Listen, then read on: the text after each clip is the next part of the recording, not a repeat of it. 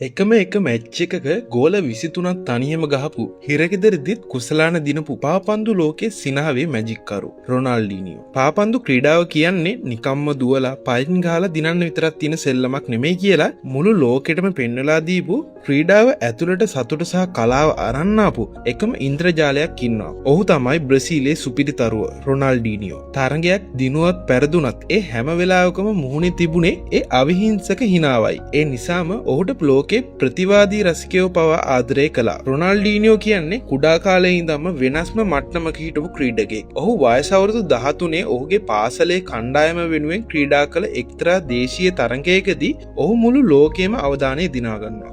එම තරගයේ අවසන් වුණේ ගෝල 23ට බිංදුවක් ලෙසයි. පුදුමේ කියන්නේ ඒ ගෝල 23ම තනියම රැස් කළේ රොනාල්ඩීනියෝ වීමයි. ප්‍රතිවාදී කණ්ඩායමට බෝලය අල්ලන්නවත් ඉඩ නොදී ඔහු දාපු මේ සෙල්ලම නිසාම තමයි බ්‍රසීල මාධ්‍ය මුලින්ම මේ අපූර්ව දක්ෂතාවය ගැන ලෝකයට වාර්තා කළේ. ඉතින් ලෝකයේ තදම ප්‍රතිවාදීන් තමයි බාසිලෝනා සහ රියල් මැඩ්රිඩ් කියන්නේ. හැබැයි 2005 වසරේ සන්තියාගෝ පිටියේ පැවති තරගයකදී රොනාල්ඩීනියෝ රියල් මැඩ්රිඩ් ඩිෆෙන්ඩර්ස් ලව පිස්සු වට්ටමින් ගෝල දෙකක් රැස් කරනවා. තමන්ගේ කණ්ඩායම පරදිද්දී පවා රියල් මැඩ්රිඩ් රසිකයින් දහස් ගණක් අසුන් වලින් නැගිටලා රොනාල්ඩීනියෝට අත්පොඩි ගහලා ගෞරව කරනවා. පාපන්දු ඉතිහාසයේ බාසිලෝනා ක්‍රීඩකයෙකුට එවැනි ගෞරවයක් ලැබුණු ඉතාම දුර්වල අවස්ථාවක් තමයි මේක. 2020 දී ව්‍යාජ විදේශ ගමන් බලපත්‍රයක් භාවිතා කිරීමේ චෝදනාව මත රොනාල්ඩීනියෝට මාස කිහිපයක් හිරගෙදර ගත කරන්න සිද්ධ වෙනවා. හැබැයි එතනදීත් ඔහුගේ ඒ මැජික් එක නතර කරේ නැහැ. හිරගෙදර තිබූ අභ්‍යන්තර ෆුට්බෝල් මැච් වලට ඔහු සහභාගී වෙලා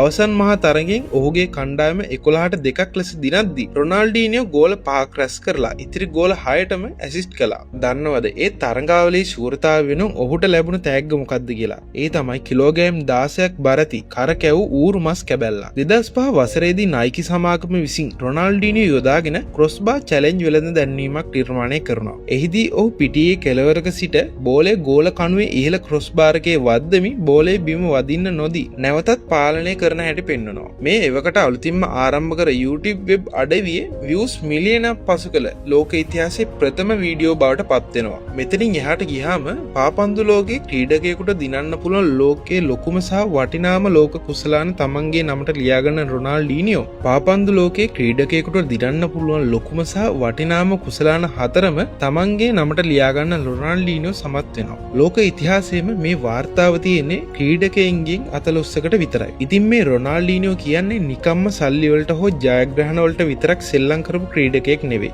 ඔහු පිට්ටනියට බැස්සේ රසිකයන්ව සතුටින් තියන්නයි. සපත්තු අස්සෙන් බෝලේ මාරු කරන ඔහුගේ ට්‍රික් එක අදටත් තරුණ ක්‍රීඩකයන් කොපි කරන්න උත්සාහ කරනවා.